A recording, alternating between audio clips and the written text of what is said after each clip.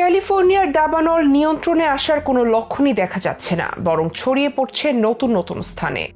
হাজারো দমকল বাহিনী, আধুনিক অগ্নি নিবারক যন্ত্র দিয়েও বাগে আনা যাচ্ছে না দাবানলের লেলিহান শিখাকে। এমন অবস্থায় অনেকটা হাল ছেড়ে দিচ্ছে আমেরিকা, চেয়ে আছে আল্লাহর কোনো অলৌকিক ইশারার দিকে। দাবানল নিয়ন্ত্রণে যত সব আধুনিক প্রযুক্তি ছিল তার সবই ব্যবহার করেছে আমেরিকা। সুপার স্কুপার বিমান, গোলাপি রাসায়নিক ড্রোন, স্যাটেলাইট নিয়ে ঝাঁপিয়ে পড়েছিল তারা ক্যালিফোর্নিয়ার আগুন নেভাতে।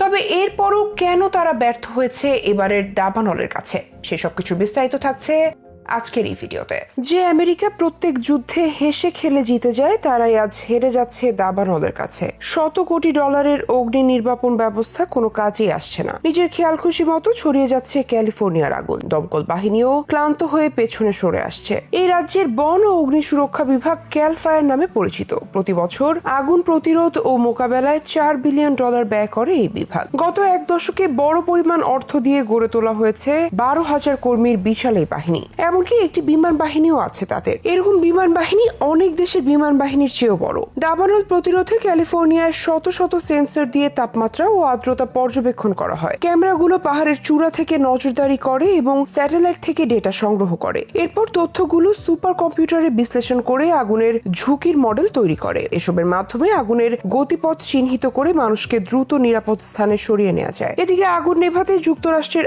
আরো 6 অঙ্গরাজ্য থেকে ফায়ার সার্ভিসের কর্মীদের ক্যালিফোর্নিয়ায় আনা হয়েছে। এছাড়া উত্তর ক্যালিফোর্নিয়া থেকে 250টি ফায়ার সার্ভিসের গাড়ি ও 1000 সদস্য দক্ষিণ ক্যালিফোর্নিয়ায় গেছেন। ফায়ার সার্ভিসের গাড়ির পাশাপাশি হেলিকপ্টারও আগুন নেভানোর কাজে মাঠে নেমেছে। কানাডা থেকে এসেছে অত্যাধুনিক সুপার স্কুপার। দাবানল বা বড় জায়গা জুড়ে ছড়িয়ে পড়া আগুন নেভাতে আধুনিক বিশ্বের সবচেয়ে কার্যকর বিমান বলে বিবেচনা করা হয় সুপার স্কুপারকে। এটি একটি উভচর বিমান, অর্থাৎ মাটি এবং পানি উভয় স্থান থেকে উড্ডয়ন ও অবতরণে সক্ষম। যে কোনো বড় জলাশয়ে নেমে মাত্র 12 সেকেন্ডের মধ্যে সুপার স্কুপার তার পানির ট্যাঙ্ক পূর্ণ করতে পারে। ট্যাঙ্কে পানি পূর্ণ হওয়ার পর স্বয়ংক্রিয়ভাবে তাতে মেশানো হয় বিশেষ এক ধরনের ফোম বা ফেনা। আগুন নেভানোর জন্য এই ফেনা মিশ্রিত পানি সাধারণ পানির চেয়েও অনেক বেশি কার্যকর। উড়োজাহাজ থেকে ছিটানো হয়েছে গোলাপি পাউডার ফসফেট। এই অগ্নি প্রতিরোধক সাধারণত দাবানলের চারপাশে আগুন প্রবণ উদ্ভিদ ও জমিতে স্প্রে করা হয়, যাতে আগুন ওই এলাকায় ছড়াতে না পারে। যুক্তরাষ্ট্রের বন বিভাগ জানিয়েছে এই রিটার্ডেন্ট আগুনের জ্বালানি উপকরণের ওপর একটি প্রলেপ তৈরি করে জ্বালানোর হার কমিয়ে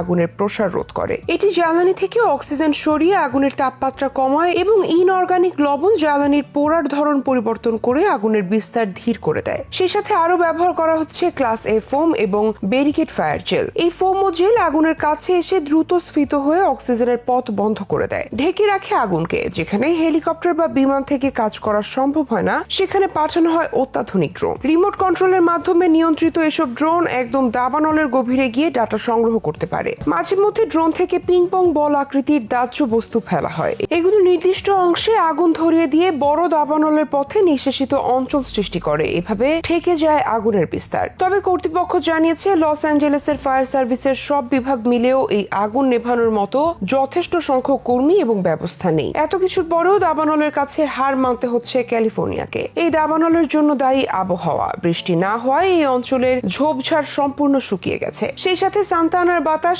100 মাইল প্রতি ঘন্টার গতিতে ছুটছে। সর্বোচ্চ চেষ্টায়ও এই বাতাস নিয়ন্ত্রণে আনা সম্ভব নয়। মূলত এই শয়তানের বাতাস খ্যাত সান্তা আনার কাছেই হার মানতে হচ্ছে আমেরিকাকে।